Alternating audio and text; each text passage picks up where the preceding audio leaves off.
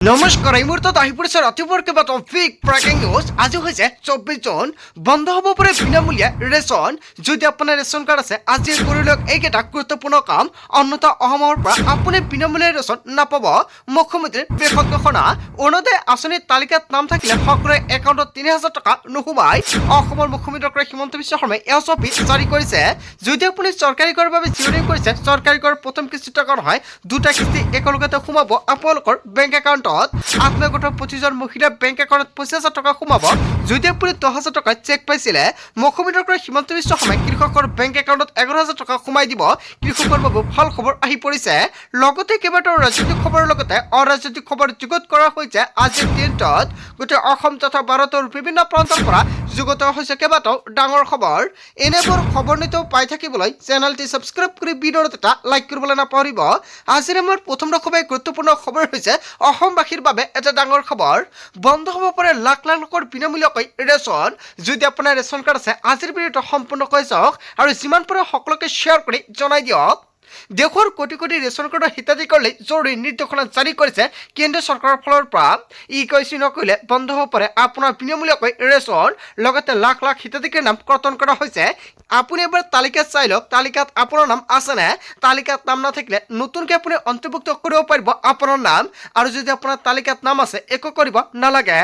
Ration কাৰ্ডৰ ই কৈছে সম্পূৰ্ণ নকৰিলে বঞ্চিত হ'ব বিনামূলীয়া ৰেচনৰ পৰা। যদি আপুনি এতিয়ালৈকে ই কৈছে কাৰণে আপুনি ঘৰতে বহি ৰেচন কাৰ্ডৰ ই কৈছে কৰিব পাৰিব। কেনেকুৱাকৈ মোবাইল ফোনৰ জৰিয়তে ই কৈছিৰ কাম কাজ সম্পন্ন কৰিব, কেনেকৈ ঘৰতে বহি কৰিব আপুনি ৰেচন কাৰ্ডৰ ই কৈছে। ই কৈছে প্ৰথমতে ডাউনলোড কৰক মেৰা ই কৈছে এপ। হয়, এটা ডাঙৰ খবৰ আহি পৰিছে। মেৰা ই কৈছে এপত গৈ প্ৰথমতে আপোনাৰ ৰাজ্যৰ নাম আপুনি নিৰ্বাচন কৰক। আপোনাৰ মোবাইল ফোনৰ প্লে ষ্টৰৰ পৰা আপুনি মেৰা ই কৈছে এপটো ডাউনলোড কৰক আৰু তাৰপিছতে আপোনাৰ ৰাজ্যৰ নাম আপুনি নিৰ্বাচন কৰক। ইয়াৰ পিছতে ই কৈছে ওপৰত ৰেচন কাৰ্ডত ক্লিক কৰক। ইয়াৰ পিছতে ৰেচন কাৰ্ড নম্বৰ আৰু আধাৰ নম্বৰ অন্তৰ্ভুক্ত কৰক। ইয়াৰ পিছতে পৰীক্ষণৰ বাবে আধাৰ লিংক কৰা ফোন নম্বৰটোত OTP আহিব। OTP অহাৰ পাছতে আপোনাৰ সকলো পৰিচয় আপুনি এড কৰিব লাগিব ৱেবছাইটত। বন্ধ হ'ব পাৰে লাখ লাখ লোকৰ ৰেচন কাৰ্ড। যদি আপোনাৰ ৰেচন কাৰ্ড আছে তেনে ক্ষেত্ৰত এতিয়ালৈকে ই কৈছে কাৰণে অতি শীঘ্ৰে আপুনি ই কৈছে কৰাই লৈ লওক। আপুনি অফলাইনৰ মাধ্যমতে কৰাব পাৰিব। আপুনি অতি শীঘ্ৰে ৰেচনৰ দোকানীৰ সৈতে যোগাযোগ কৰি এই কাম কৰিব পাৰিব। আৰু 1 জুলাইৰ পৰা আপুনি 10 জুলাইৰ ভিতৰতে এই গুৰুত্বপূৰ্ণ কাম কৰিব লাগিব। অন্যথা আগষ্ট মাহৰ পৰা আপুনি চেনি দালি নিমখৰ লগতে মিঠাতেল নাপাব। অসমৰ মুখ্যমন্ত্ৰী ডক্টৰ হিমন্ত বিশ্ব শৰ্মা চৰকাৰে ৰেচন কাৰ্ডক লৈ জাৰি কৰিছে এছঅপি। আজিৰ ভিডিঅ' যিমান পাৰে সকলোকে শ্বেয়াৰ কৰি জনাই দিয়ক। তাৰপিছত অসমবাসী ৰাজক জনাইছো আমাৰ পৰৱৰ্তী খুবেই গুৰুত্বপূৰ্ণ খবৰ। লগতে এটা ডাঙৰ খবৰ ৰাজ্যবাসীলৈ ভাল খবৰ। ৰেচনৰ পৰা চৰকাৰী চাকৰিলৈকে নিবনুৱা অৰুণোদয় আঁচনিলৈকে লাখপতি বাইদেউলৈকে ভাল খবৰ দিছে অসমৰ মুখ্যমন্ত্ৰী ডক্টৰ হিমন্ত বিশ্ব শৰ্মাই।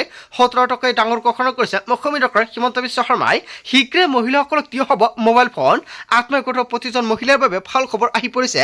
যদি আপুনি 10,000 টকাৰ চেক পাইছে, পৰৱৰ্তী কিস্তি 25,000 টকা সোমাই দিয়া হ'ব আৰু ইয়াৰ লগতে মোবাইল ফোনত দিয়া হ'ব। 10,000 টকা লাভ কৰা উদ্যমিতা আঁচনি হিতাধিকাৰীক উদ্দেশ্য কৰি মন্তব্য কৰিছে অসমৰ মুখ্যমন্ত্ৰী ডক্টৰ হিমন্ত বিশ্ব শৰ্মাই। মুখ্যমন্ত্ৰী হিমন্ত বিশ্ব শৰ্মাই মহিলাসকলক মোবাইল ফোন প্ৰদানৰ দিলে আশ্বাস। ৰাজ্যত পুনৰ 40 লাখ মহিলাই পাব 1250 টকাকৈ। অৰুণোদয় আঁচনিৰ তালিকাত নাম থাকিলে পুনৰ আপোনালোকৰ বেংক একাউণ্টত 1250 টকাকৈ লাভ কৰিব। 2 আগষ্টৰ পৰা লাখ লাখ মহিলাই বেংক একাউণ্টত পুনৰ অৰুণোদয় আঁচনিৰ টকা সোমাই দিব। 40 লাখ মহিলাই পাব অৰুণোদয় আঁচনি। চৰকাৰী চাকৰিক লৈ বৃহৎ ঘোষণা কৰিছে মুখ্যমন্ত্ৰী ডক্টৰ হিমন্ত বিশ্ব শৰ্মাই। চৰকাৰী চাকৰিৰ বাবে কোনো 1 টকা খৰচ কৰিব নালাগে। চৰকাৰী চাকৰিৰ বাবে কোনো কাকত তামোল পাণৰ খৰচ দিব নালাগে। 2026ত অসমৰ ইমানে পৰিৱৰ্তন হ'ব সকলো আচৰিত হৈ যাব। অসমৰ 2 লাখ ল'ৰা ছোৱালীক 2 লাখকৈ টকা দিব হিমন্ত বিশ্ব শৰ্মা চৰকাৰে। যুৱক যুৱতীসকলৰ বাবে ভাল খবৰ দিছে অসমৰ মুখ্যমন্ত্ৰী ডক্টৰ হিমন্ত বিশ্ব শৰ্মাই। এই টকা ব্যৱহাৰ কৰিবলৈ দিব আৰু বেংকলৈ নোযোৱাকৈ ঘৰতে বহি লাভ কৰিব 2 লাখকৈ টকা। পোনে পোনে বেংক একাউণ্টত জমা হ'ব ধনৰাশি। চৰকাৰী চাকৰি নোপোৱা যুৱক যুৱতীক দিয়া হ'ব এই ধনৰাশি। এখন মাত্ৰ ৰেচন কাৰ্ড থাকিলে লাভ কৰিব 5টা নতুন সুবিধা। ৰেচন কাৰ্ড থকা 1 কোটিতকৈ অধিক লোকলৈ বৃহৎ ঘোষণা কৰিছে মুখ্যমন্ত্ৰী ডক্টৰ হিমন্ত বিশ্ব শৰ্মাই। ৰাজ্যবাসীলৈ ভাল খবৰ। ৰাজ্যবাসীয়ে এটা নহয় দুটা নহয় কেইবাটাও আঁচনি সুবিধা লাভ কৰিব। তাৰ পিছত অসমবাসী ৰাইজক জনাইছো আমাৰ পৰৱৰ্তী অসবাই গুৰুত্বপূৰ্ণ খবৰ লগতে এটা ডাঙৰ খবৰ LPG গ্ৰাহকসকলৰ বাবে ডাঙৰ খবৰ আহি পৰিছে 30 জনৰ ভিতৰতে কৰি লওক এইকেইটা জৰুৰী কাম অন্যথা সন্মুখীন হ'ব পাৰে সমস্যাৰ বন্ধ হ'ব পাৰে গেছ চিলিণ্ডাৰ ডেলিভাৰী বেংক একাউণ্টলৈ অহা গেছৰ ৰাজসাহায্য বন্ধ হ'ব পাৰে যদি আপোনাৰ ঘৰত বিনামূলীয়াকৈ ৰন্ধন গেছ আছে তেনে ক্ষেত্ৰত আজি কৰি লওক এইকেইটা গুৰুত্বপূৰ্ণ কাম আজি যদি কৰাব নোৱাৰে তেনে ক্ষেত্ৰত 30 জনৰ পূৰ্বে আপুনি এইকেইটা গুৰুত্বপূৰ্ণ কাম কৰি ৰাখিব লাগিব যদি আপুনি আগতীয়াকৈ কৰিছে তেনে ক্ষেত্ৰত পুনৰ কৰিব নালাগে সকলো LPG গ্ৰাহকৰ বাবে EKYC কৰাটো বাধ্যতামূলক কেনেকৈ কৰিব আপুনি EKYC অনলাইন অফলাইন দুয়োটা প্ৰক্ৰিয়াৰ মাজেৰে কৰিব পাৰিব KYC LPG পাছবুক আধাৰ কাৰ্ড আৰু লিংক থকা মোবাইল নম্বৰটো লৈ গেছ এজেন্সিলৈ যাওক আৰু তাত থকা বায়োমেট্ৰিক মেচিন আঙুলি চাপ দি EKYC ভেৰিফিকেশ্যন কৰিব পাৰিব মোবাইল এপৰ জৰিয়তে অনলাইনযোগে কৰিব পাৰিব KYC গেছ কোম্পানীটোৰ অফিচিয়েল মোবাইল এপ্লিকেশ্যনসমূহতো আপুনি ডাউনলোড কৰি লৈ ল'ব আৰু ইয়াৰ বাবে ফেচ RD আপুনি প্ৰয়োজন হ'ব আপুনি আধাৰ ফেচ RD এপটো প্ৰয়োজন হ'ব আৰু এপত থকা EKYC অপশ্যনলৈ গৈ আধাৰ কাৰ্ড নম্বৰ দি ফেচ অথেণ্টিকেট কৰি ঘৰতো বহি কৰিব পাৰিব EKYCৰ কাম কাজ EKYC কৰাৰ নামত কোনো অচিনাকি ব্যক্তিক নিজৰ বেংক ডিটেইলছ বা আপুনি OTP শ্বেয়াৰ নকৰিব কোনো গোপন তথ্য আপুনি কেতিয়াও নিদিব আৰু এই কামটো কেৱল অফিচিয়েল পৰ্টেলৰ জৰিয়তে আপুনি কৰিব পাৰে বা আপুনি যদি ভাবিছে অফলাইনৰ জৰিয়তে কৰিব তেনে ক্ষেত্ৰত গেছ এজেন্সিলৈ গৈ আপোনালোকে কৰিব পাৰিব এক গুৰুত্বপূৰ্ণ কাম আজিৰ ভিতৰত যিমান পাৰে সকলোকে শ্বেয়াৰ কৰি জনাই দিয়ক যাতে 30 জনৰ পূৰ্বে এই গুৰুত্বপূৰ্ণ কাম কৰিব পাৰে অন্যথা LPG গেছৰ পৰা আপুনি বঞ্চিত হ'ব তাৰ পিছত অসমবাসী ৰাইজক জনাইছো আমাৰ পৰৱৰ্তী অসবাই গুৰুত্বপূৰ্ণ খবৰ লগতে এটা ডাঙৰ খবৰ আমগুৰিত নিষিদ্ধ সামগ্ৰীৰ বিৰুদ্ধে তীব্ৰ ভয়ংকৰ প্ৰতিবাদৰ বাবে ৰাজপথত অসমীয়া যুৱ মঞ্চ আৰু অসমীয়া মহিলা মঞ্চ প্ৰশাসনক বান্ধি দিলে 15 দিনৰ সময়সীমা অন্যথা প্ৰতিবাদত কমিব শিৱসাগৰ নিষিদ্ধ সামগ্ৰী সুৰা আৰু গৰুৰ চিণ্ডিকেটৰ বাবে সাব্যস্ত কৰিছে প্ৰতিবাদ আৰু দৈনন্দিন শিৱসাগৰত বৃদ্ধি পাইছে নিষিদ্ধ সামগ্ৰীৰ প্ৰচলন আৰু উঠি থকা ল'ৰা ছোৱালীৰ ভৱিষ্যত ধ্বংস হৈ গৈছে আৰু অবৈধ বেহকলৈ মুখ্যমন্ত্ৰীৰ হস্তক্ষেপ বিচাৰিছে অসমীয়া যুৱ মঞ্চই হয় এটা ডাঙৰ খবৰ আহি পৰিছে যিমান পাৰে সকলোকে শ্বেয়াৰ কৰি জনাই দিব তাৰ পিছত অসমবাসী ৰাইজক জনাইছো আমাৰ পৰৱৰ্তী খুবেই গুৰুত্বপূৰ্ণ খবৰ লগতে এটা ডাঙৰ খবৰ বৰপেটাৰ মিয়াক সাৱধান মাৰি হিমন্ত বিশ্ব শৰ্মা চৰকাৰৰ সন্দেহযুক্ত লোকৰ বিৰুদ্ধে নামনি অসমত চলিব বুলডোজাৰ একশ্যন পুনৰ অসমৰ মুখ্যমন্ত্ৰী হিমন্ত বিশ্ব শৰ্মাই উচ্চত অভিযানক লৈ কৰিলে বৃহৎ ঘোষণা 1000 নহয় 2000 নহয় একেলগে 22000 বিঘাত চলিব বুলডোজাৰ একশ্যন বৰপেটা বজালিৰ সন্দেহজনক লোকৰ বিপদ নিশ্চিত শ বিঘা পুখুৰী আৰু তামোলৰ বাৰী সন্দেহযুক্ত লোকৰ দখলত আৰু বৰপেটা বজালিৰ সীমান্তত এনেকুৱাকৈ কাবৈ মাৰি ৰিজাৰ্ভত অবাধ বেদখল আৰু ইয়াক লৈ চৰকাৰৰ ফালৰ পৰা জাননী জাৰি কৰিছে উচ্চত স্থলীত গঢ়ি তোলা হ'ব মেডিকেল কলেজ আৰু চৰকাৰী প্ৰকল্প সৰ্ববৃহৎ উচ্ছেদক লৈ সাব্যস্ত কৰিছে বৃহৎ প্ৰতিবাদ হয় এটা ডাঙৰ খবৰ আহি পৰিছে ৰাজ্যৰ যিকোনো অঞ্চলত যিকোনো সময়তে উচ্ছেদ অভিযান চলাব পাৰে বিধায়ক ধৰ্মেশ্বৰ ৰায়ে কৰিছে বৃহৎ ঘোষণা তাৰ পিছত অসমবাসী ৰাইজক জনাইছো আমাৰ পৰৱৰ্তী খুবেই গুৰুত্বপূৰ্ণ খবৰ লগতে এটা ডাঙৰ খবৰ জয় শ্ৰীৰাম ধ্বনি দি হিন্দু ধৰ্ম গ্ৰহণ কৰিছে মুছলমান মহিলাই সৌদৰ ৰহমান হিন্দু ধৰ্মৰ প্ৰতি আকৃষ্ট হৈ উপস্থিত হ'ল অম্বুবাচীত আৰু হিন্দু সমাজক আকোৱালি ল'বলৈ আহ্বান চৈদাৰ আৰু মই হিন্দুৰ লগত থাকিব আৰু আগুৱাই যাব পিছৰ বুলি মন্তব্য কৰিছে হিন্দু ধৰ্মৰ প্ৰতি মোৰ অগাধ বিশ্বাস আছে মা কামাখ্যাৰ আশীৰ্বাদ মোৰ মূৰত আছে মা কামাখ্যাই মোক আগবাঢ়ি যোৱাত যথেষ্ট সহায় কৰিছে বুলি মন্তব্য কৰিছে হিন্দু ধৰ্ম গ্ৰহণৰ পূৰ্বে মুখ্যমন্ত্ৰীয়ে সাক্ষাৎ কৰিব বিচাৰিছে চৈদাই কেৱল ইয়াৰ নহয় 5 বছৰৰ পৰা ঘৰতে পূজা অৰ্চনা কৰি আছিল চৈদাই আৰু প্ৰতি দেওবাৰে মা কামাখ্যা থামলৈ আহে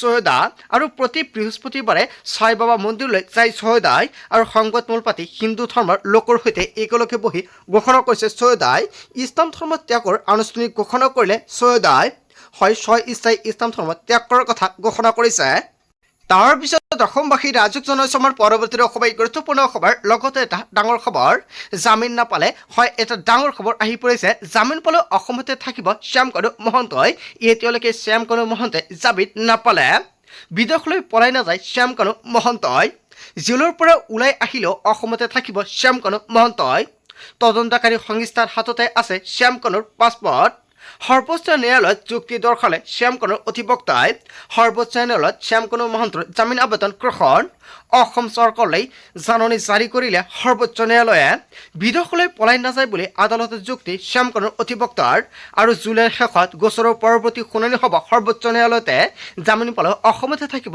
শ্যামকণু মহন্তই আচলতে শ্যামকণু মহন্তে জামিন পাব লাগে নে নাই জনতাই কি ক'ব নিশ্চয় জনতাৰ মন্তব্যটো কমেণ্ট বক্সত জনাই দিব তাৰ পিছত অসমবাসী ৰাইজক জনাইছো আমাৰ পৰৱৰ্তী অসমৰ গুৰুত্বপূৰ্ণ খবৰ লগতে এটা ডাঙৰ খবৰ তিনিটাকৈ সন্তান থকা গৰ্ভৱতী মহিলাই নাপাব বিনামূলীয়াকৈ চিকিৎসা 6ৰ পৰা 7টা সন্তান থকা মহিলাই লাভ নকৰিব এই সুবিধা কেৱল বৰপেটাই নহয় সমগ্ৰ অসমতে প্ৰযোজ্য হ'ব লাগে এই নিয়ম চৰকাৰী হাস্পাতালৰ বিনামূলীয়া সুবিধা নাপাব 3টা সন্তান থকা গৰ্ভৱতীয়ে 1 জুলাইৰ পৰা কাৰ্যকৰী কৰা হ'ব এই নতুন নিয়ম বৰপেটা মেডিকেল কলেজ হাস্পাতালত প্ৰথম পৰ্যায়ত বন্ধ হ'ব এই সুবিধা আৰু অসম বিধানসভাৰ অধ্যক্ষ ৰঞ্জিত কুমাৰ দাসে কৰিছে ডাঙৰ মন্তব্য তাৰ পিছত অসমবাসী ৰাইজক জনাইছো আমাৰ পৰৱৰ্তী অসমৰ গুৰুত্বপূৰ্ণ খবৰ লগতে এটা ডাঙৰ খবৰ কেৱল মুছলমানে নহয় হিন্দু ল'ৰা ছোৱালীক ডক্টৰ বনাইছো কেইবাটাও বৃহৎ মন্তব্য কৰিছে মৌলানা বদৰুদ্দিন আজমলে অসমৰ মুখ্যমন্ত্ৰী ডক্টৰ হিমন্ত বিশ্ব শৰ্মাই এনেকুৱাকৈ কেইবাটাও বৃহৎ মন্তব্য কৰিছিল আৰু তাৰ পিছতে কেইবাটাও ডাঙৰ মন্তব্য কৰিছে মৌলানা বদৰুদ্দিন আজমলে আজমল ফাউণ্ডেশ্যনে হিন্দু ল'ৰা ছোৱালীক গুৰুত্বহীন দিয়ে কেৱল মুছলমানৰ বাবে নহয় আজমল ফাউণ্ডেশ্যনত হিন্দু ল'ৰা ছোৱালীও পৰে বুলি মন্তব্য কৰিছে হিমন্ত বিশ্ব শৰ্মাৰ বাবে অসমৰ মুছলমানে ভয় খাবলগীয়া হৈছে হিমন্ত বিশ্ব শৰ্মাই ঘৃণা মন্তব্য দিয়াত 1 নম্বৰ আমি সকলোকে সমানে আগবঢ়াই নিছো মন্তব্য মৌলানা বদৰুদ্দিন আজমলৰ হয় মৌলানা বদৰুদ্দিন আজমলে যিটো মন্তব্য কৰিছে জনতাই কি ক'ব কেৱল মুছলমান নহয় হিন্দু ল'ৰা ছোৱালীক ডক্টৰ বনাইছে নেকি মৌলানা বদৰুদ্দিন আজমলে জনতাৰ মন্তব্যটো নিশ্চয় কমেণ্ট বক্সত জনাই দিব আজিৰ মূল ভিডিঅ'খনত আপোনালোকক এইখিনি সৰুকেইটামান ইনফৰমেশ্যন দিবলগীয়া আছিলে ভিডিঅ'টি ভাল লাগিলে লাইক কমেণ্ট শ্বেয়াৰ কৰি দিব চ' থেংক ইউ ফৰ ৱাচিং ফুল ভিডিঅ'